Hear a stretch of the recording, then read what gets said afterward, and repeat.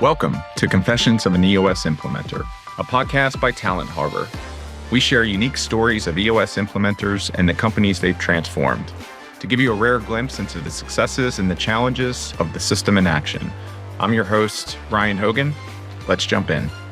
Welcome to Confessions of an EOS Implementer, brought to you by Talent Harbor. Today, I am thrilled to welcome Jonathan B. Smith, or also known as JBS, to the show, an expert EOS implementer. Jonathan and I covered a lot in this conversation. And one of the biggest things that we talked about was this concept of listening. And Jonathan categorizes the different levels of listening and which ones that we should be in on a constant basis, and others that we can't stay in because it takes too much effort in order to listen to that level. So we talked about his journey. A part of his journey was helping with the family business and helping to grow it overseas and putting together major deals with state heads in foreign countries. And his journey has led him from EOS implementer to helping with the International Spy Museum and partnering with Chris Voss and the Black Swan Group and really helping them integrate EOS into their business. This was truly a one-of-a-kind conversation. Thanks for listening and enjoy the show. Jonathan B. Smith, also known as JBS, you are quite possibly the most interesting man in the world. I was looking at your LinkedIn, and your LinkedIn doesn't say all of these things. So it's going to be really interesting to talk about all of these various things. But from hostage negotiator to foreign contractor to EOS sessions on private jets, like I don't know where to start, but I will try with how does one get involved in Abu Dhabi? Like I think that was one of our initial conversations was I'm in the Navy and I had a port visit in Abu Dhabi, and you're like, oh, like I did stuff around and in that region, not necessarily at the port that we were in, but you did stuff for different things in that area.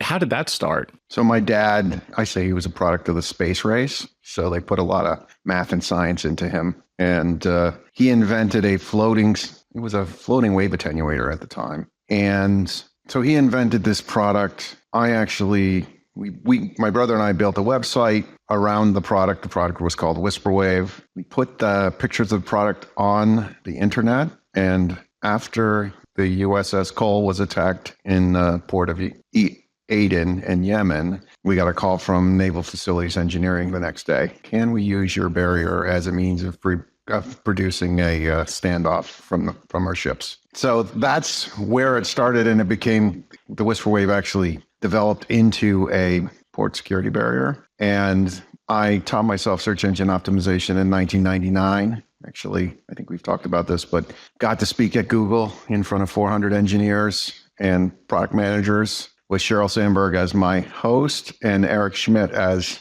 the resident nerd in the back of the room. I didn't even know who he was at the time, but clearly he's done amazing things. And so I built a long tail strategy that I didn't know was a long tail strategy at the time. So I built a bunch of pages, built a long tail strategy, used no Google AdWords, and ended up flying to Dubai and speaking to, I don't know, like the regional naval conference in Dubai. And like everyone pretty much spoke Arabic. I spoke in English. And when they wanted to take a break, they left and went and had tea, and I stopped. So, and then I got a card from someone in at the conference, and they said, you need to call this person. And that person happened to work for Sheikh Mohammed, who is now the ruler of all of UAE. Interesting. So quick fun plug of like full circle on some of these things. So Eric Schmidt, I go to the Naval War College last year, and in the Navy, they've got these like mandatory fun things. And so they had this symposium, and I've been to many Navy conferences or symposiums. And so I sit down and I'm like, here we go. Another 2-day session of just nothingness. I probably shouldn't say that out loud. However, Eric Schmidt was the keynote speaker at the opening symposium for the Naval War College last year. And it was incredible to hear him speak and do those things. But when you talk about SEO in 1999, I don't even think were they calling it SEO back in 1999, or were they just saying like, hey, we're crawling the web for words. And like, if you put some of those words out there, like you were clearly ahead of your time. Well, we could actually, you could do things like just stuff keywords into the keyword tags and it would show up on the search engines better. They didn't even necessarily crawl the pages. We tried to be ethical, do sort of white hat SEO even from the beginning. But yeah, it was, people needed to be found. And I likened it to be like on the front page of the yellow pages at the time, because the yellow pages still existed, but you couldn't get to Abu Dhabi in the yellow pages. And that was a family business. Were you operating, like, did you know what EOS was back then? How was that business operating? Was it just an amazing idea and everybody was just kind of taking their different kind of marketing and sales seats? So my brother and I had a web development firm, my brother Tyler, who ended up being the CIO at EOS, and now he's an EOS implementer in Detroit.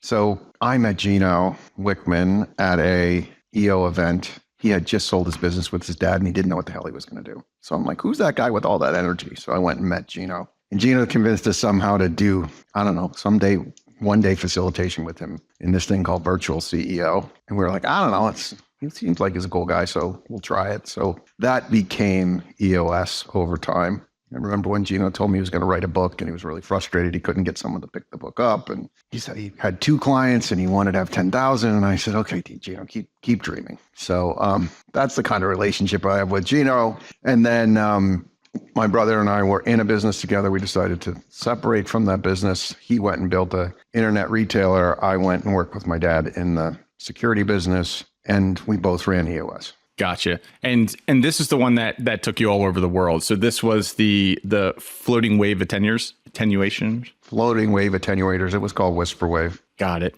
And what was the ultimate outcome of that business? So you're flying all over the world. You're selling these things to countries, selling them to the U.S. There's a huge demand. Where does that company go? I think in 2011, we didn't really get hit by the credit crisis in the Middle East because most of our business was in the Middle East. There were 3 things that made that business work: high value critical infrastructure, ability to spend to pay to protect it, and high threat of terrorism. So the Middle East was perfect place to be. I think they got hit closer to 2011. We had a $100 million IDIQ contract there. We got about $25 million in and they kind of turned the spigot off. And I was like, well, I could fight with my dad about the business, or I could just decide to do something else and have a dad. So I decided I have a philosophy, family first. So I left. My dad kept the business. I went on my way.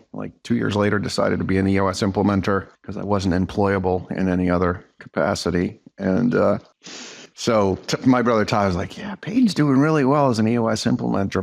Mark Winters is doing really well. You have everything but the network stateside. So why don't you go do this? So that's how I ended up becoming an EOS implementer and the PS on Whisperwave. Got it. That's super interesting. And how?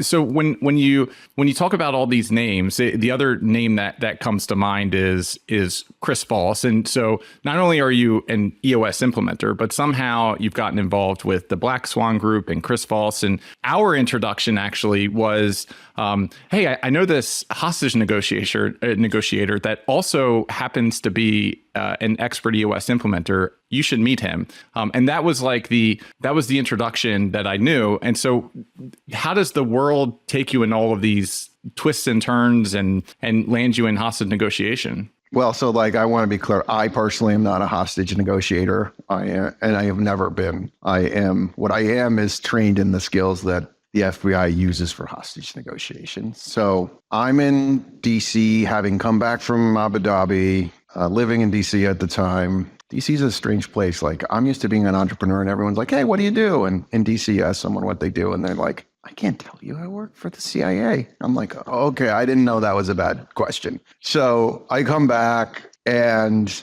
I don't know how to set up a network in the States. So I joined this club called the Tower Club. So the Tower Club is the one place where the business people go. It's kind of like if you're going to have breakfast and you're in Northern Virginia, you just say, let's meet at the Tower Club. Everyone knows where the Tower Club is. So my wife would be like, are you going to the Tower Club today? Maybe you'll meet someone and get a client. So No, she was awesome about it. It was just like, it's the joke is now like she was cute about it. She thought it was cute that I went to the Tower Club. And after having been in Abu Dhabi being sponsored by Sheikh Mohammed. So it was quite a fall from grace. And Chris and I talk about this. There's this guy, Sid, and he sort of holds court at the Tower Club. And he's like, Chris, John, you should meet.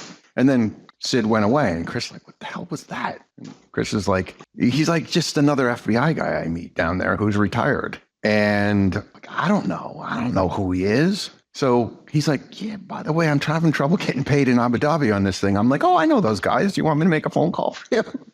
So I helped Chris with a negotiation in Abu Dhabi to help him get paid on something that he was having trouble getting fixed. And I didn't know I was helping the world's most famous, future famous negotiator negotiate something. That's how we got to be friends. And like 2 years later, he became an EOS client of mine. And I like to say I architected his business. So he's our spokesmodel. Like he's an A-list celebrity, amazing capability. And I just helped him show him how to build a business. And in return, he taught me how to negotiate. So, and that's led to a book coming out in March of 2025, which will be the missing manual for Never Split the Difference. We don't know exactly the title, but it will be like the primer for Never Split the Difference. So Never Split the Difference sold 5 million copies. The idea is to have a book that sells one for one, was Never Split the Difference on a going forward basis to help people actually figure out how to actually learn the skills. Got it. So what's the, so what is it more like actionable or technical versus Never Split the Difference? What is kind of the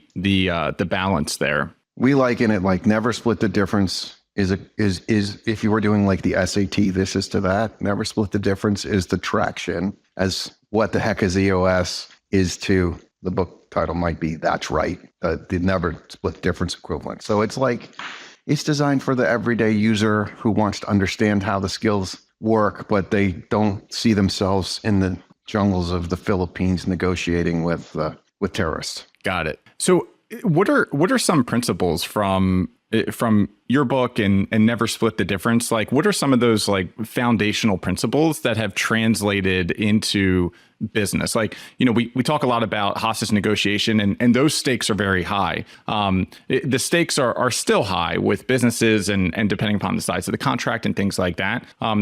What are some of those kind of fundamental skills that are outlined? Yeah. So one of the interesting things is, like, as an EOS implementer, we say we are a teacher, coach, and facilitator. And I actually think the facilitator part is the hardest part. Like, that's the art of EOS. So I use the hostage negotiation skills, which we call tactical empathy. I use tactical empathy skills in the session room with clients. So when we're in a high stakes conversation, I can use those skills. I'll just give you a simple example. One of the things I sometimes write on the board is we say there are 5 levels of listening. So the first level, it looks like this. Someone's talking to you and you're on your phone. That's like listening for the gist. That is the least level of listening, but that's listening for the gist.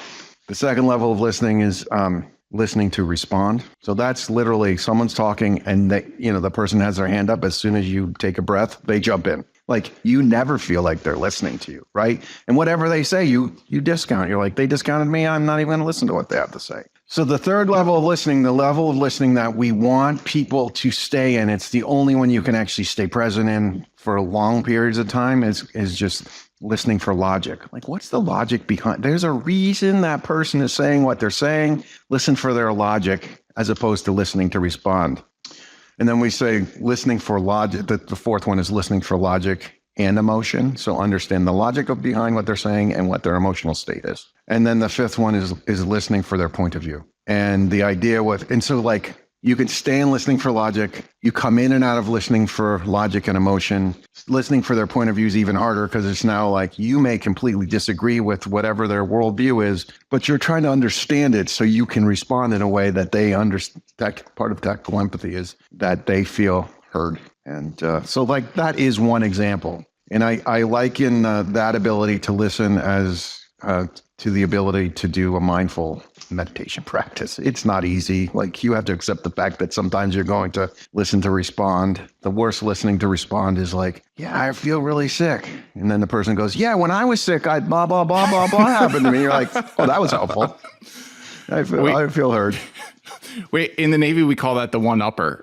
There's always the one uppers where you have like a story or something to talk about, and there's always someone there that's got a better story or a better something else. So they're listening to respond. level. They're listening to respond. You're like never feel heard by them. But think about the people like the really great leaders who sat there and they didn't have to tell you that they had more stars or more medals or whatever they did more than you. They just made you feel heard. That's what tactical empathy is about.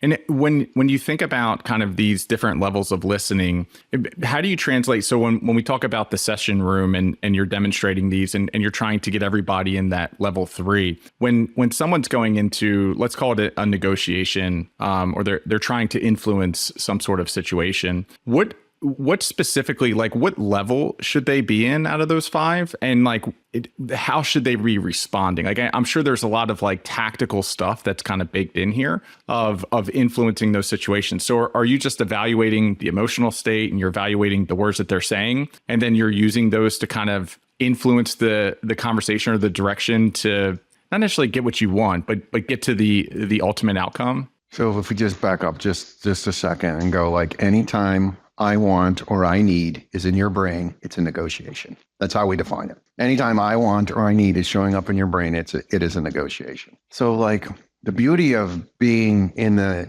EOS session room is I get lots of practice. I got lots of practice, and for the most part, the practice for me is low stakes. It's like, if I screw it up, there's someone who's going to fix it, and most of the time we're not going to break the business. So I get lots of opportunity to practice. And Sam Garfunkel, who was a client of mine, he was president of YPO New Jersey, and now he's an EOS implementer. He's observed a couple of my sessions, and he said, if I only could be paid by the word, because I don't speak very much in session, I speak when I need to speak to sort of keep things in line. But if things are going in the right direction, like the beauty of great facilitation is you don't have to speak that much. And so it's easier for me to give you an example. Like if someone says something and I don't really understand why they're saying it, like the HR person will say, well, there's a reason that we're doing that. And I go, it seems like there's a reason you're asking. And all of a sudden, because I knew something was on the tip of her tongue, and then I get her to actually share what she was, because everyone knew she was holding back. Like I have an intuition she's holding back, so I'm verbalizing that intuition she's holding back, and then get her to actually say what needs to be said. And then all of a sudden the whole team blossoms because it's like, yeah, that's the problem. Okay, so then let's IDS that problem. So it's sort of like, I think of it as like Aikido, like just trying to use their momentum to submit them. I've lost the next question. See, I was doing the listening level 5 there, and I was so engaged in what you were saying, and you actually answered my next question, which was like, how do you know when to inject? And it sounds like the example that you gave is like one of the pathways that you interject during a session room is when you can sense intuitively that someone's not engaging or maybe holding back from the entire conversation. Yeah, or someone's sitting in the corner, like towered up, like it seems like I said something to offend you. And then they'll say, oh, they did or didn't, or like that's a label. So we say seems like, sounds like, feels like, looks like. So I'm using a label. And so instead of saying, you seem like you checked out, I would say it seems like someone said something that offended you. That'd be an example. It's sort of situational. How I do it. For me, it's second nature now, but you have to practice it. It's like speaking a foreign language. Maybe we're on like the same wavelength, because like immediately when my brain goes to like atrophy of I've read Never Split the Difference. It was a game changer book for me. I've got a small cohort of consumer brand operators that I pulled together. One person was exiting his business. He actually engaged Black Swan Group to help him kind of work through some of these skills. But to that point, like I've read Never Split the Difference, but I don't think I'm doing a very good job mirroring anymore, or a lot of the different principles. And so like, what are some useful ways that people can practice these things so that they don't suffer from that atrophy of skills? Well, so I have a journal. So when I learned, I journaled every day for 6 months. And I had a coach who met with me weekly. So like, I would never remember when I tried to use the skills. If I were to like meet the coach on Monday and the following Monday to meet the coach, I'd be like, I don't know. I don't remember what I did yesterday. But because I have the journal, and the journal will be part of the new book. Like each chapter will have a couple journal pages in it. And the idea is, what's the date? Who was the conversation with? What did I say? What skill did I use? What was the outcome? So I would, I would probably write like one. Oh, I have this. I got a coupon for, I don't know if you know what a Brio is. Brio outdoor fire pit. So I have an outdoor fire pit, and I did a 90-minute meeting for those folks. And one of my former mentees is their implementer today, but they gave me a $700 coupon for the fire pit I have in my backyard. And they said they were going to do it, and then I couldn't get them on the phone again. So I said, have you given up on sending me the coupon? So that's a no-oriented question. And you know what? The coupon came the next day. Like that was just what happened to be in the journal there. But I went and I try all the time to use the skills to create outcomes. So I've made it into a game. So I use it in a journal.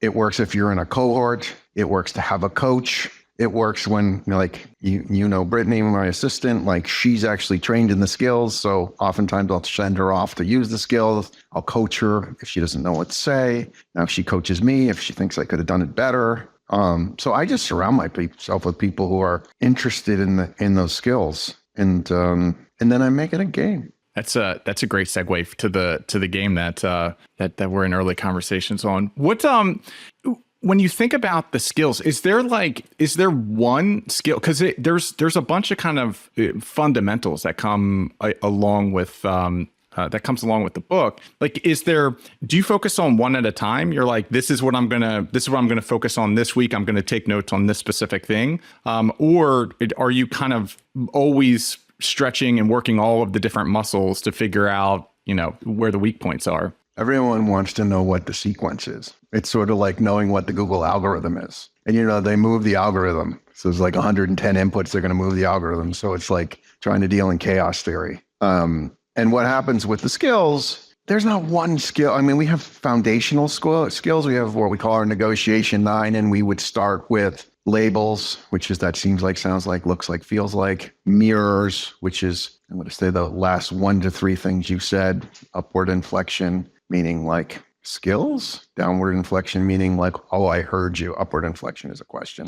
And then dynamic silence. So like that's like the core that we would teach. But the problem is that it's a conversation. If you show up in a conversation and you sound coached, you're going to do worse than if you just didn't use the skills at all. So the reality is you have to go out and just be willing to get it wrong. You have to be willing to try. That's why I liken it to doing language, because I was in Israel with a team, and they're like, we want you to teach us how these skills work. And I'm like, all right, so like as we walk around Jerusalem, we're going to use the skills with all the folks we meet. So we're mostly having like really fancy dinners at like these steak places. I'm like, oh my God, I can't eat any more steak. And we're at the Shuk in Jerusalem at a place that's not, just sort of middle of the road. The woman comes in and she's like really angry, the waitress, and she's like, it was like a price fix. So like you got like whatever, you got rice and you got whatever we got, I don't know. She's like, no Fanta. So it's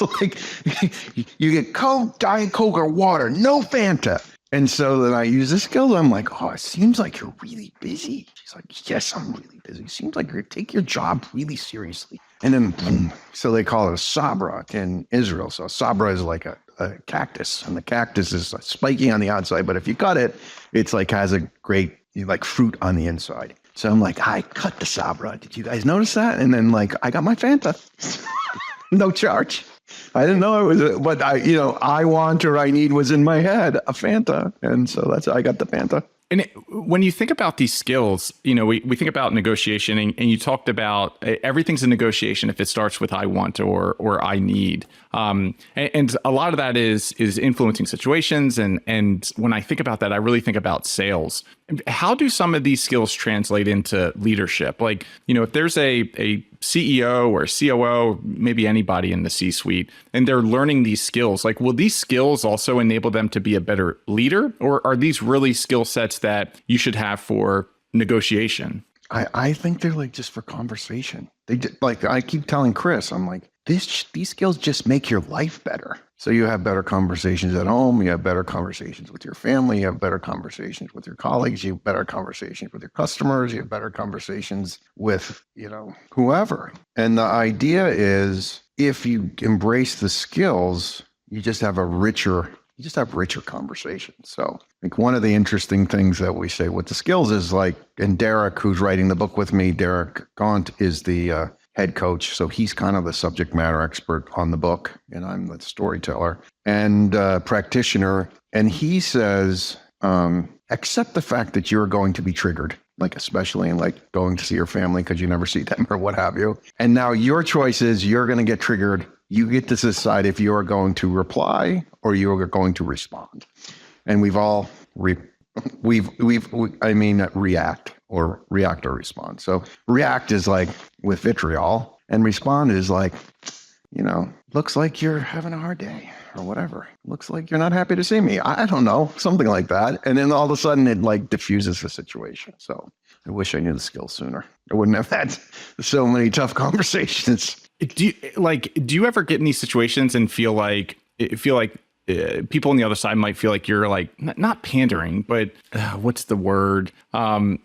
Insincere. Like, is there a certain way that like this stuff has to be delivered, or else it can be seen as insincere and maybe almost instigating an increase or escalating? Well, we say that like humans can smell intent. So like it's primal. So first and foremost, we only will teach the skills for good and not for evil. Like that's at least our intent. And the second thing is it's a conversation. So if you're having a conversation, so I'm like thinking of, so we go to this political event. It's at Tommy Hilfiger's old apartment at the plaza. Like this is the most beautiful apartment I've ever seen. 3 stories. I don't like going to political events. My wife wants to go. So Rachel Morano taught me this skill. She's like, if you want to go practice how to use mirrors, go to I guess my thing's talking.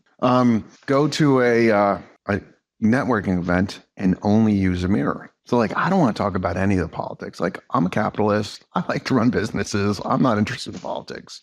So some political guys there, and I think he was at every political event every night in the city. And so I just start talking to the guy and my talking to him, and he's like, he would say something and I would just use a mirror and ask a question, upward inflection. And for half an hour, that guy just kept telling me stuff. And my wife looked at me and like, how did you get that much information out of him? I said, I only use 25 mirrors. And that guy would not stop talking because he felt good. He was talking about himself. He never asked me once about myself. He didn't think I was using a skill. I wasn't even like using the skill to be manipulative. I was just like, oh, let's go play with the skill. Rachel says it works really well. And so then I would always be able to use a mirror in the same way. Like that's how you have to reinforce the skill. So it really has to be that it has to sound natural to you. Like we have had people who got trained and then didn't sound like themselves when they got on a negotiation, and someone would say, you sound coach. Are you getting coaching? Deal didn't work. So you got to be real careful about that. Still be authentic. What is mirroring? So that I loosely remember it, but coming from an expert would be better. It's listening and then continuing to ask questions based upon everything that they're saying. Everything that they're saying? That was a mirror. You said everything that they're saying at the end. Yeah. So at the end, so like you would have then followed on with like, if it was a like appropriate mirror, you would have followed on with like, oh, what I mean is blah, blah, blah, blah, blah. So it's the last so like the most basic is the last 1 to 3 things that they said. Upward inflection means it's a question. Downward inflection means I heard you. Now I use it like a more advanced mirror is to pick the thing in the sentence that you're interested about and then use that as the mirror to reflect off of. How long, if someone's using mirror on you, how long does it take you to know immediately that they're using a skill? And they just can't use it 3 or 4 times in a row. I was about to do it 3 or 4 times in a row. Yeah, like, I mean, like I would give you, so one of the things like when we're trying to train people on this stuff is we have to give you the benefit of the doubt for trying to use it. Yeah, I mean, like you can't use this thing 3 or 4 times in a row because it starts to sound awkward. So Derek is my buddy he's from South Carolina. He was the chaplain for the FBI hostage negotiation team. He once used 5 mirrors in a row with me, and I'm like, stop using mirrors on me. Do you have any other skills? So that was annoying, but in general, you could, like the guy at the political event was so carried away with himself that didn't matter how many mirrors he would talk for like 2 minutes, and then I'd use a mirror and he'd talk for another 2 minutes. And it wasn't as obvious as if you did it like rapid fire. Now I can't stop thinking about it. Rapid fire. When you and I first jumped on a call, we spent the first 5, I think I tried to jump right into it. I don't know. It wasn't about where's the weather. I was just excited to get to meet you. And so like launched right into it, and you slowed the conversation down, and then you did something. And then 5 minutes later, you were like, see, I know everything about you already. And I forget which skill set it was. But you called it out in real time. Do you remember? Yeah. So I don't remember specifically what I did there, but I don't like when people put on AI bot on a Zoom without asking me. I don't I'm not transactional. Relationships matter to me. So I want to know who I'm dealing with first before I, jump into some sales pitch or whatever. And once you did that, I was like, oh, he's trying to jump into a sales pitch. Now I'll just go use his momentum against him and then find out everything I need to know. That's the Aikido piece. And then I have this technique, so the interesting thing is where I'm a facilitator and the majority of the negotiators on the team are hostage negotiators. I don't use it traditionally the way a hostage negotiator would use it. So for example, I taught Chris that when I call the skill out, after having used the skill and you can feel it, it actually sinks in better. So where I did that to you and it sinks in better. So Chris was dealing with someone in Abu Dhabi or someone in the UAE. And the guy was super assertive and he kept talking and trying to sell Chris. And Chris used the skill. And then he's like, because the guy wanted to work with Chris and on coaching or whatever. And so Chris used the skill, and the guy settled down and said, see, I just used a skill. That's why you need to hire me. And I was like, he calls that the Jonathan Smith skill, because I made that skill up. I love it. I was thinking about what I was trying to sell you on. I don't even think there was any sell, but you're right. It's I want or I need, and I think at that point it was like, just want to get to know you. You were like, no, I'm going to get to know you first, which was hilarious. Loved it. And I didn't even know I did it. I didn't do it intentionally. I just was like, oh, it's going too fast for me. I just want to I don't really talk about myself that way. I would just rather know who I'm dealing with and how do we do great things in the world. So you eventually got involved in the Spy Museum. So all of these different things: world traveler, expert EOS implementer, helping architect Chris Voss before Chris Voss is Chris Voss, and helping them understand EOS and putting frameworks in place. And then you got involved in the International Spy Museum. How did that come about? So Mark O'Donnell, who's the visionary at EOS, was my client, and he was my apprentice. Then he was my business partner. Now he's the visionary at EOS. So he knows I want to deal with the most complicated EOS implementations. If it's plain vanilla, I'm like, nah, I'm out. Give it to someone else, but give me something interesting. So someone had gone to the Spy Museum and had pitched EOS to them. They liked EOS. They didn't like the person. They were just like, the chemistry has to be good. So the fit wasn't good. So they came back and went to EOS and said, hey, we like EOS. We just want someone different. So one of my old clients from DC was on the board of the Spy Museum. So she said, why don't you just call Jonathan? So she said, why don't you call Jonathan? Mark says, why don't you call Jonathan? It's perfect for him. So I talked to Tamara. We started, when did we start? We started before COVID, February 2020, I think. And my deal with them was I will donate my time, and I hope that someday I've provided enough value that you might consider me to be on the advisory board. So we go through, we start, COVID hits, we do EOS on virtually.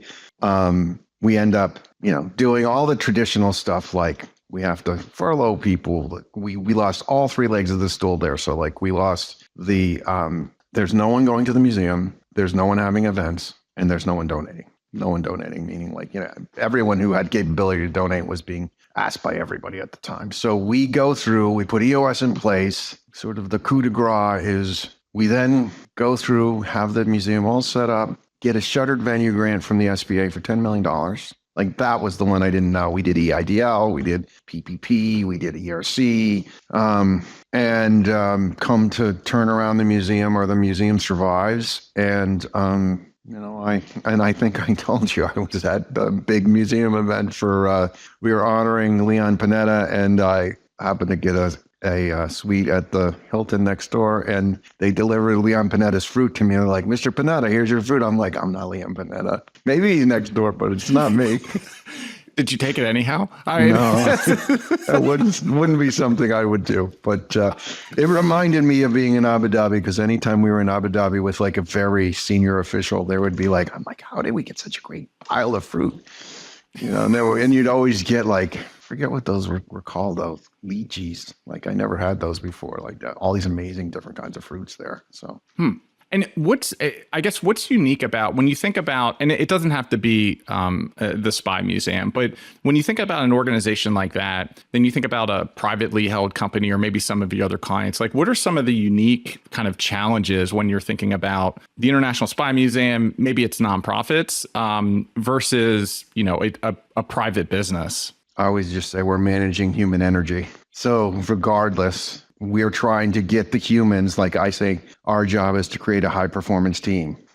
So a high performance team. So first and foremost, you got to get team health right. Once you got team health right, if you have a clear vision and you have a plan to get to that vision, it's a lot easier. But 70% of what making EOS work is to get the team to work together. So it doesn't really matter. It's any team. I've done it in the Middle East. I've done it in foreign languages. I've done it, all kinds of businesses. I had a CEO of a $5 billion healthcare payer tell me that EOS was more effective at change management than McKinsey. So, and I put myself in the room as 4,000 people in the organization. And when we started the day, there were 13 people in the room. When we ended the day, there were 9. So. Did that number change as time went on, or did it was 9 the it was I think it was like 9 was like roughly the number. I don't know if it ended up to be 8 or 7, but it was like 13 wasn't the right number. I mean, I've had it where one of my clients, I asked someone on the team, like, "This isn't focus day. I don't know. I'm not like, how do you make money?" I asked one of the guys who runs one of the divisions. He can't explain it to me. So after the meeting, he had over $1 million W-2. He quit. So there were 2 guys in that room who quit. They both earned over $1 million a year on W-2. And the owner says to me, "I can pay you for the rest of your life for what you saved me." Because he couldn't get, and they didn't get fired. They quit. So I often say EOS is fantastic. It's 50% of the outcome. The other 50% is the talent in the room who can manage those really crazy conversations. So you got to get the right implementer, and you got to have the right system. What do you find, like, what are the biggest differences between the high performing teams and the teams that just can't get their stuff straight? Well, you got to have the best leaders. The best leaders make the best teams, right? Then we got to have the really hard conversations. Like I have teams where like we just have the hard conversation. Sometimes I'm like, I'll call people after. I'm like, "I'm not coming back unless you fire that person. Like this is wasting my time, wasting our time. It's not really my time. Like we'll be very particular about pronoun. Like it's our thing as a team, but like I can't help a team that doesn't want to help themselves. So, how do you have those really hard conversations? I often say, like in the family-owned businesses, it's like, okay, we're going to make a decision based on who's in each seat, based on, if we went to the market, what would we expect from someone? Now, I can't. I just got off the phone with an old client of mine, and we used to have a rock on the board. It was called the Invisible Rock. That meant we had to fire his brother. So, so we had an invisible rock. So they fired me before they fired the brother. And then once they fired the brother, they brought me back. I'm like, "Oh, the invisible rock is gone." But, if you can't make those hard decisions around people, then you can't make the team work. You can't we're not going to get the output. If we're not really direct and authentic and hold people accountable and have numbers and have people follow process and, have people treat each other with respect and whatever the core values we decided, then it's not going to work. If you're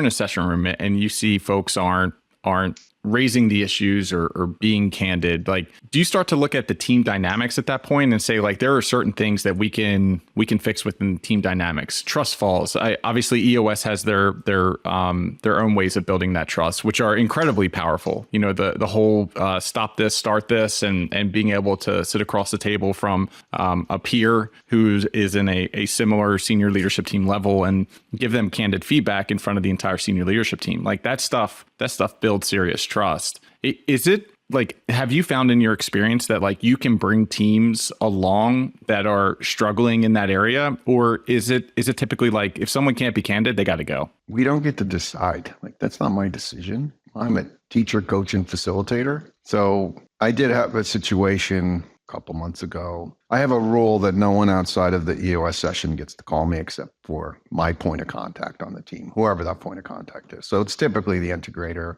Sometimes the owner, visionary will call me besides the integrator, but like, no one else is calling me on the team because I don't want to be triangulated into whatever dysfunction they have in the team. This rule was created because someone called me at 5:30 in the morning because they know I get up early. They're in the construction world. They have a conversation with me by 8:30. They've told the owner that I said they should get a raise. I'm like, I never said he should get a raise. So like, that's never going to happen to me again. No one's talking to me outside of session. So someone called me, someone sent me an email. Do you mind having a conversation with me outside of session? So I sent him a note back. I said, do you remember when we were in Focus Day and I told you I don't talk to anyone outside of session? I'm more than happy to talk about whatever you have to talk about inside of session. And I CC'd the visionary and integrator, and that created some fireworks. And they actually were able to, sort of surface those issues inside of session. And it appears that they've made some serious breakthroughs, but, it's more about me having a boundary as opposed to me telling them you have to be open and honest. If it requires me to be there for them to be open and honest, I need them to be open and honest when I'm not there. Ultimately, we want to have them build a muscle. And that was we ran into that a lot, especially at Hunt to Killer, which was this like politicking. And so I love what you just said there about like the things that happen in the session room and like bringing all of those conversations back into the session room. Because what I had noticed, and it was probably early days, we might have still been self-implementing. I don't know if we had Margaret yet, but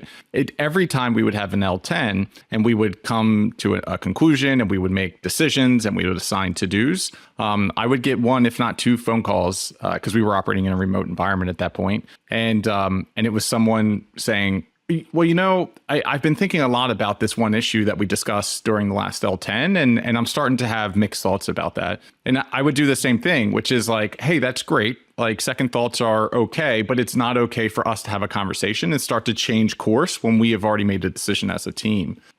So I think you're like, that's spot on of like the politics can just create chaos inside of organizations. Yeah. So and then I would say to that person, okay, then bring it up in the level 10 and we can revisit it as a team if they want to revisit it. And, they were thinking about it when we were in session and they just don't want to say it because they don't want the conflict. I mean, I don't know 100%, but oftentimes it happens that way. What's in your future? Like, what are you, it feels like at this point you've done a lot of things. Like what's your 10-year target? Where do you see yourself besides the big mailbox? Well, I want to have the world's largest mailbox with mailbox money coming in.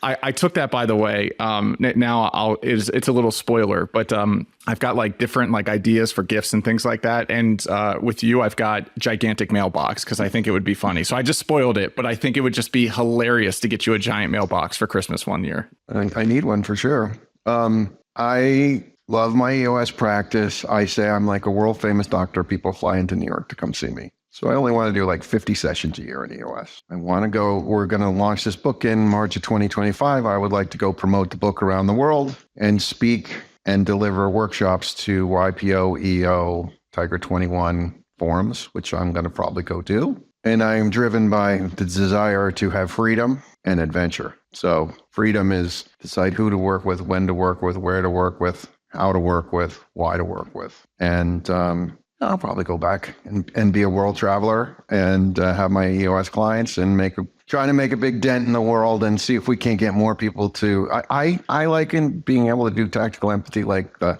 Maharishi from Transcendental Meditation. I think we can actually help improve world peace by having people use tactical empathy. When you say, like, we talked a little bit about tactical empathy, and when we were talking about it, I think we were talking about some of the tools and the tactics. We were talking about listening, asking questions, mirroring. Like, fundamentally, like, what is tactical empathy? Well, the idea is that you're going to verbalize your intuitions that you have in a conversation. So literally you have an intuition and you're now going to verbalize that intuition. You're going to have that person actually feel heard by you. And it's like what happens is people don't feel heard very often. So when they feel heard, they're like, it's like having a great thirst or a great hunger. They're like, oh my God, that person heard me and understood me. I feel so much better. And then you end up with better outcomes. It's pretty simple, but it's not easy to execute. It's really hard to execute because you're always sitting here with your hand up going like, oh, no, I did something bigger than you. the one-upper.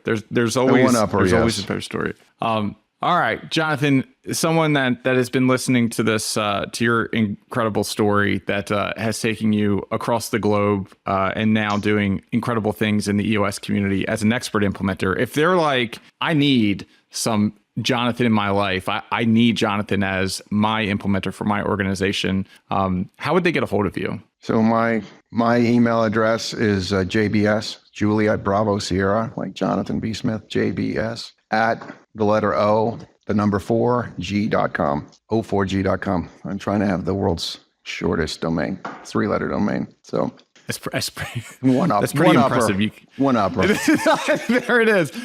Now I'm going to go and scour the internet for 3-character domains and see if I think all the 2s are probably taken at this point. Let's see if I can get one. Well, Jonathan, thank you so much for coming on and sharing your journey, sharing your knowledge. Super, super helpful, especially when you're thinking about these different tools and tactics that you can use, not for evil, but for good and for the better. But just wanted to thank you for coming on and sharing that perspective, and look forward to staying in touch in the future. Yeah. Thanks, Ryan. I look forward to my big mailbox. It's coming this Christmas. There you go. Perfect. All right, thanks. Confessions of an EOS Implementer is brought to you by Talent Harbor. To find out more about Talent Harbor and our fractional services and talent search solutions for businesses that operate on EOS, visit talentharbor.com. And then make sure to search for EOS Implementer in Apple Podcasts, Spotify, and Google Podcasts, or anywhere else podcasts are found. Make sure to click subscribe so you don't miss any future episodes. And on behalf of the team here at Talent Harbor, thanks for listening.